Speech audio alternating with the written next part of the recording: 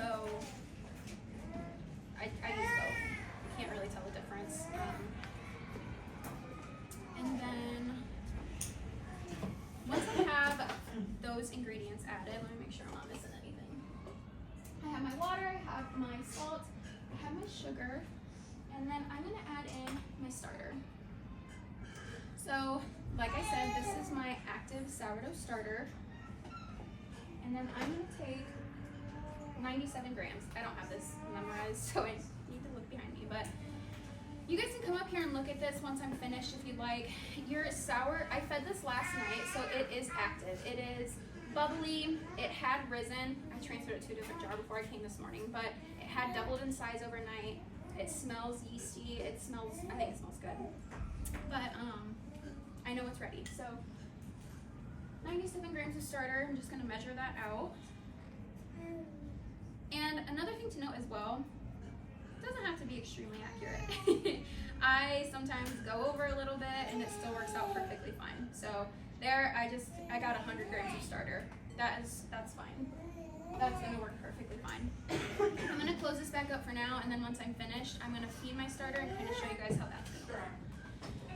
So once I have all these ingredients in the bowl, I like to mix. This is a Danish hook. I will say I love this thing for mixing up my dough. I mean, you can use your hands, you can use a fork. It doesn't have to be a Danish hook. I will say it's probably like one of my favorite kitchen tools though. I'm gonna take my ring off. Because this is where it's gonna start to get messy. So again, I don't measure my flour. Some people might hate me for saying that, but I don't. I really just go off of texture. You can use any organic all-purpose flour. You can use bread flour at this point. This is just from Costco. This is the kind that I get. Someday it's the goal to be able to mill my own flour and use that, but we'll get there someday. So I just kind of start to pour.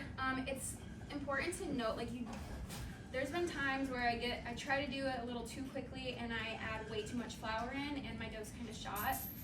So I add in kind of slowly to start mixing, and then once it gets to a consistency, kind of like a sticky consistency, I'm gonna pour it out on my table here, and then I'm gonna start kneading it with my hands.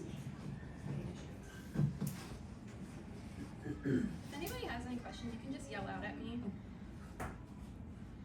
So, I know you don't do them, but everybody online does them. What are the purpose of the stretch and folds? Do you know what honestly,